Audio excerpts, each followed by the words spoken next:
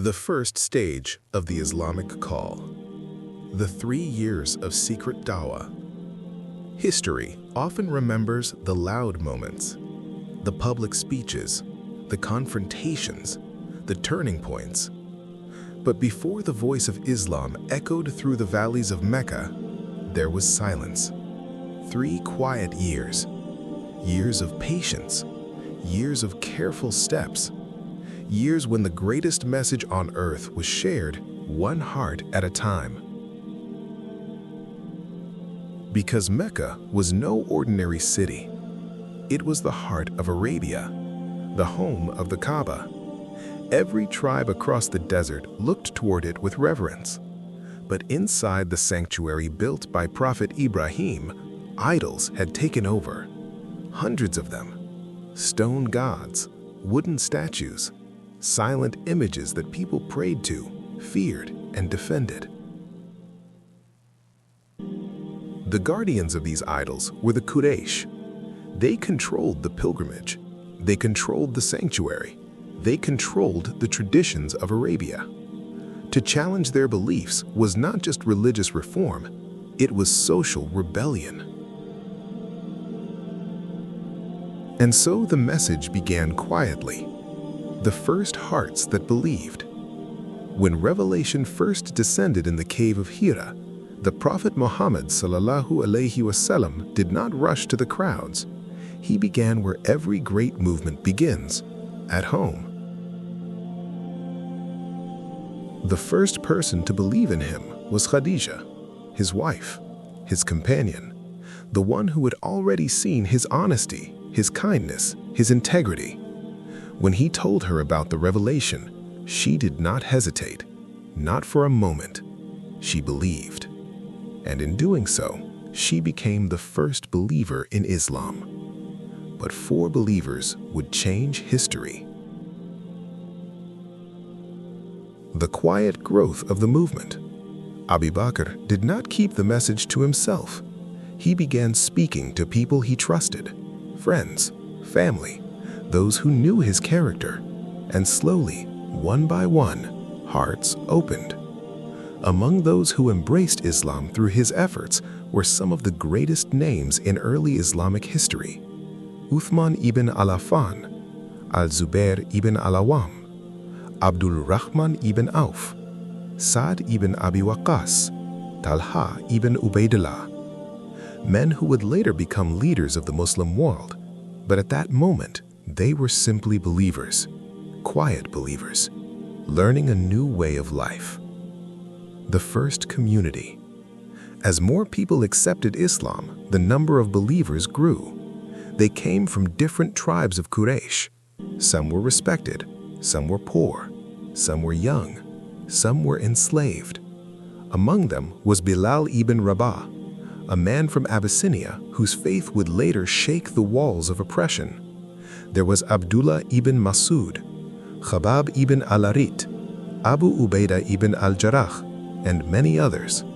Men and women, rich and poor, different tribes, but now united by one belief. By the end of this secret period, more than 40 people had embraced Islam. A small number, but a powerful beginning. Secret meetings. Because the environment of Mecca was dangerous, the new believers could not practice openly. So they gathered quietly, often in the house of Al-Arqam ibn Abi al-Arqam, a young man who offered his home as a safe place. There, the Prophet taught them. He recited the Quran. Short verses revealed during this early stage. Verses filled with rhythm, power, and warning. They spoke about the afterlife, about paradise, about hell, about the day when every soul would stand before Allah. These verses purified hearts.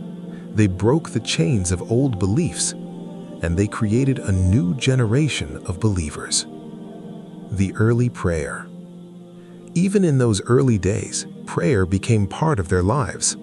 Not yet the 5 daily prayers as we know them today, but 2 prayers, one in the morning and one in the evening.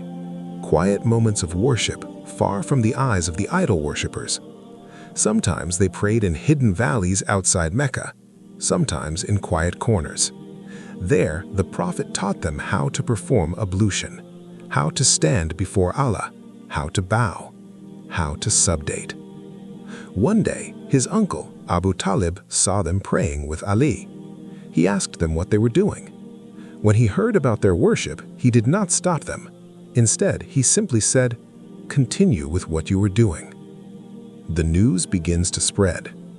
Even though the call was secret, Mecca is a small city. News travels quickly. People began to whisper. They spoke about Muhammad. At first, the leaders of Quraysh did not worry. They assumed he was simply another thinker, another man speaking about religion. After all, Arabia had seen such figures before. Poets, philosophers, men who spoke about God and morality. So the leaders ignored him. But slowly, their attitude began to change.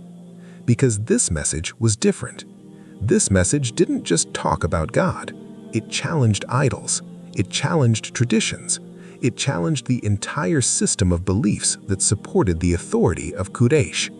And that made them nervous. They began watching Muhammad more closely. They observed his meetings. They paid attention to his followers. Something was happening in Mecca. Something new. Something they did not yet understand. A brotherhood was born. During those 3 secret years, something remarkable happened. A community was born, not built on tribe, not built on wealth, but built on faith. These believers supported one another.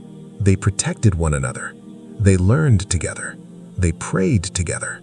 And they shared one mission: to carry the message of Islam. For 3 years, the Prophet focused on building this foundation, strengthening their faith, preparing their hearts, because the day would come when the message would no longer be hidden. The day would come when the idols of Mecca would be challenged openly. But before that moment, these believers needed strength, faith, patience. The moment approaches. And after 3 years, that moment arrived. The time of quiet teaching was ending. A new command from heaven had come. The angel Jibril brought revelation, a command that would change everything. The Prophet was ordered to confront his people, to proclaim the truth openly, to challenge their idols, to call them to worship Allah alone. The quiet years were over. The storm was about to begin, and Mecca would never be the same again. Because the message that began in whispers was about to shake an entire civilization.